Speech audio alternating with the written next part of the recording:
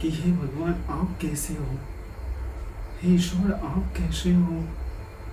हम माँ के गर्भ में रहते हैं ना, तभी जो चीज़ हमें ज़रूरत रहता है वो पूरा कर देते हैं। उनका हृदय इतना विशाल है और वो हमारे सबके अंदर बसता है, वो कहीं बाहर नहीं है, कोई वस्तु में नहीं है। तो उनसे एक बार प्रार्थना करिए, आपको जो चाहिए जरूर पूरा होता है।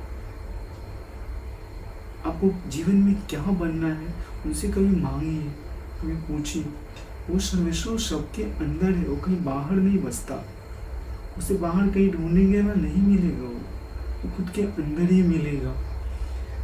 कभी आप पूछते हो हे प्रभु आप कैसे हो?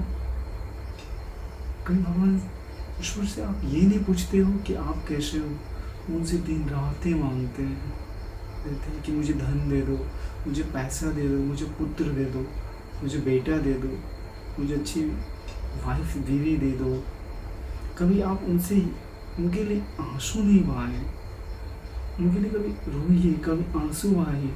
आपको सच्ची प्रेरणा मिलेगी, सच्ची शांति मिलेगी, मन एकदम शांत हो जाएगा। प्रभु हमारे अंदर है, कहीं बाहर नहीं, कोई और वस्तु में नहीं है, वो हमारे अंदर है। हम बाहर ढूंढते, मंदिर में, मस्जिद में, गुरुद्वारों में, बट वो वहाँ नहीं मिलता है, हम सबके अंदर है। जिस दिन हम ये बात जान लिए ना दोस्तों, उस दिन हकीकत में खुद को समझ पाएंगे, उस दिन ईश्वर को समझ पाएंगे, उस दिन ये प्रकृति क्या है वो समझ पाएंगे।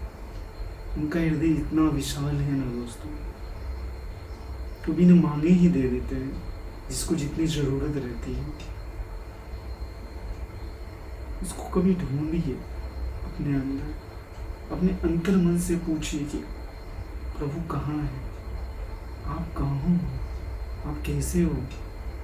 कभी हम उनसे पूछते नहीं हैं दोस्तों। तो वो जीवन का ऐसा आधार है ना,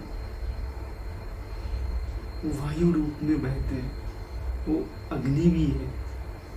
स्वयं भगवान कहते हैं कि मैं वायु भी हूँ, अग्नि भी है।